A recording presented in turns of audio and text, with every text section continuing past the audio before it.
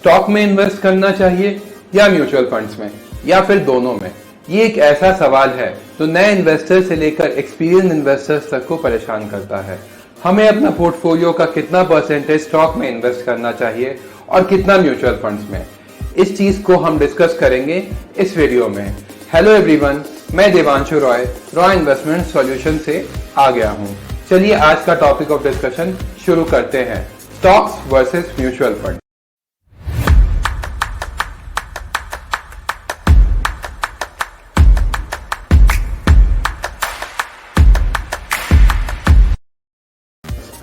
सबसे पहले मैं इस चीज को समझाने के लिए आपको एक छोटा सा एग्जाम्पल दूंगा कि हमें घर पर खाना खुद से बनाना चाहिए या हमें एक शेफ हायर करना चाहिए। अगर हम एक शेफ हायर करते हैं तो हमें खाने की रेसिपी से लेकर खाना बनाने तक कोई टेंशन नहीं लेनी पड़ेगी। उसी तरह अगर हम खुद से खाना बनाते हैं तो हम अपने तरीके से खाना बना सकते हैं। जैसे कि मान लीजिए किसी आदमी को कम तीखा खाना पसंद है और किसी को ज्यादा। अगर हम खाना खुद से बनाएंगे तो हम अपने हिसाब से मिर्ची की क्वांटिटी डिसाइड कर पाएंगे, मगर अगर हम खाना शेफ से बनवाएंगे तो वो अपने हिसाब से खाना बनाएगा।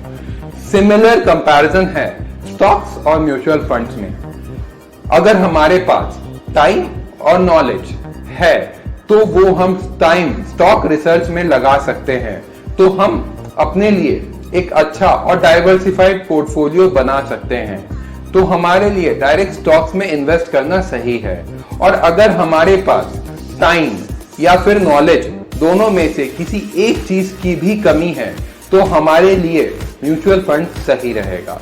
अब हम लोग इस वीडियो में म्यूचुअल फंड्स और स्टॉक्स के बीच में प्रोज एंड कॉन्स को डिस्कस करेंगे। सबसे पहला प्रो म्यूचुअल फंड का ये है कि म्यूचुअल फंड्स को एक टीम ऑफ एक्सपर्ट्स चलाती है जिनके पास मार्केट रिसर्च करने के लिए ज्यादा रिसोर्सेज होते हैं, और वो एक्सपर्ट जिसे हम फंड मैनेजर कहते हैं उसे काफी एक्सपीरियंस रहता है स्टॉक पिकिंग का। तो अगर आप स्टॉक मार्केट के एक्सपर्ट या फिर प्रोफेशनल नहीं है तो आपके लिए म्यूचुअल फंड्स बेटर है। दूसरा, क्योंकि म्यूचुअल फंड कंपनी के पास रिटेल इन्वेस्टर्स के बहुत ज्यादा पैसे हैं तो इसलिए उनका कांटेक्ट डायरेक्ट कंपनी के ओनर या टॉप ऑफिशियल्स के साथ होता है, जिनका यूज करके वो कंपनी के फ्यूचर को हमारे से बेटर प्रेडिक्ट कर सकते हैं। तीसरा, अगर हमें 2-4 हजार रुपए मार्केट में लगाने हैं तो हमारी प्रॉपर डाइवर्सिफिकेशन हो जाती है म्यूचुअल फंड्स के केस में, क्योंकि ये 2-4 हजार रुपए म्यूचुअल फंड कंपनी कम से कम 20 से 25 स्टॉक की डाइवर्सिफिकेशन प्रोवाइड कर देती है, जो कि वेरियस सेक्टर्स के भी होते हैं। तो नंबर ऑफ स्टॉक्स के साथ साथ हमारी डाइवर्सिफिकेशन वेरियस सेक्टर्स में भी हो जाती है। बट अगर हम यही 2-4 हजार रुपए इन्वेस्ट करते हैं डायरेक्ट स्टॉक्स में तो हम इससे महंगे स्टॉक्स तो कभी ले ही नहीं पाते।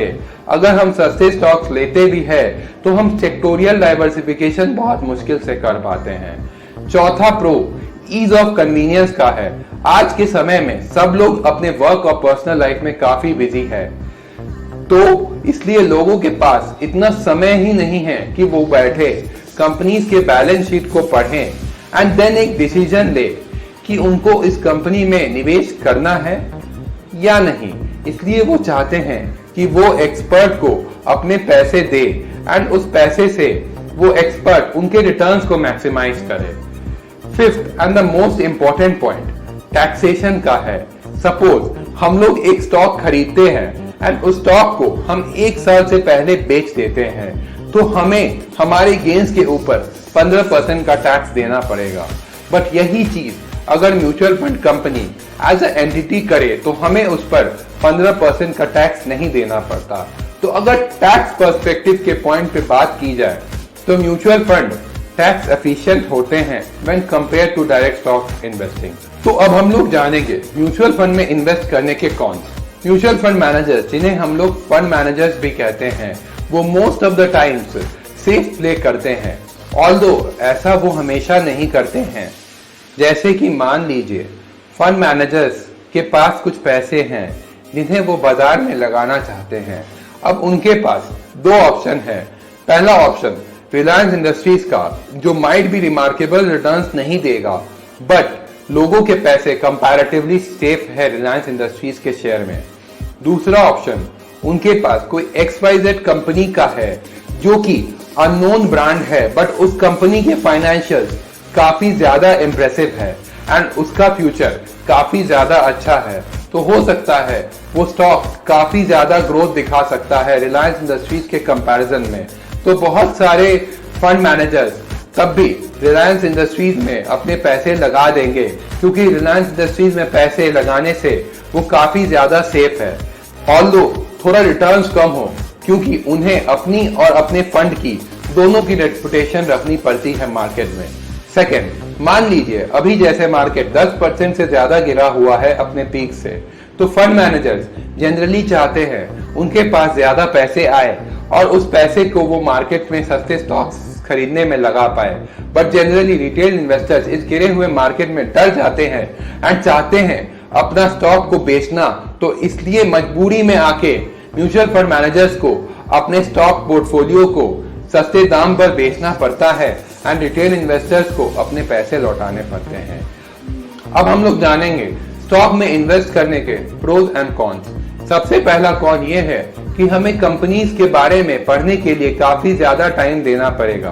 ऑल्दो बहुत सारी वेबसाइट्स है जिनसे रिसर्च करना काफी ज्यादा इजी हो गया है, बट तब भी काफी टाइम देना पड़ेगा when compared to mutual funds. दूसरा, हमारे पास एसेट एलोकेशन के लिए डिसिप्लिन अपने आप आ जाता है म्यूचुअल फंड्स के केस में, क्योंकि म्यूचुअल फंड का मैंडेट ही यही है 10% से ज्यादा फंड मैनेजर्स एक पर्टिकुलर स्टॉक में इन्वेस्ट नहीं कर सकते। अब उनके पोर्टफोलियो में मिनिमम 25 से 30 स्टॉक रहते हैं, बट ये एसेट एलोकेशन म्यूचुअल फंड में अपने आप आ जाता है। बट बहुत केसेस में हम स्टॉक्स में 2-3 स्टॉक्स में ही अपने सारे पैसे लगा देते हैं, या कभी कभार तो हम 150 से 200 स्टॉक ले लेते हैं, जिसे हम खुद भी मैनेज करने में काफी दिक्कत होती है। बाद में जब हम उस पोर्टफोलियो को रिव्यू करते हैं तो हम खुद ही कंफ्यूज हो जाते हैं कि ये स्टॉक्स हमने किस लिए लिए थे। तो इसलिए डिसिप्लिन के साथ इन्वेस्ट करना बहुत ज्यादा जरूरी है। अब हम लोग जानेंगे स्टॉक में इन्वेस्ट करने के प्रोज। सबसे पहला प्रो ये है कि हमारे पास एंट्री और एग्जिट करने की फ्रीडम होती है। एक बहुत अच्छा प्रोवर्ब है स्टॉक मार्केट में कि buy low and sell high. ये हम अपना पोर्टफोलियो खुद मैनेज करते हैं, हम इसको अचीव कर सकते हैं। अनलाइक म्यूचुअल फंड, जिसे दूसरे रिटेल इन्वेस्टर्स बाजार जब लो होता है तो डर जाते हैं एंड लो में अपने म्यूचुअल फंड यूनिट्स को बेच देते हैं, जिसे फंड के परफॉर्मेंस में बहुत खराब असर पड़ता है। दूसरा, खुद रिसर्च करने में आपकी बहुत ज्यादा नॉलेज बढ़ती है, जो कि लॉन्ग टर्म में आपको एक सक्सेसफुल इन्वेस्टर्स बनाने में मदद करती है।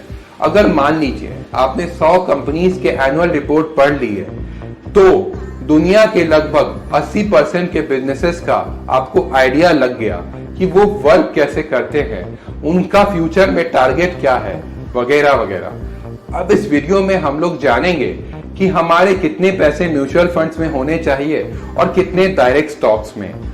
सपोज अगर हमारे इन्वेस्टमेंट से कोई पर्टिकुलर गोल अटैच है या फिर हमें कोई पर्टिकुलर गोल अचीव करना है, तो हमें वो पैसे म्यूचुअल फंड्स के थ्रू इन्वेस्ट करना चाहिए।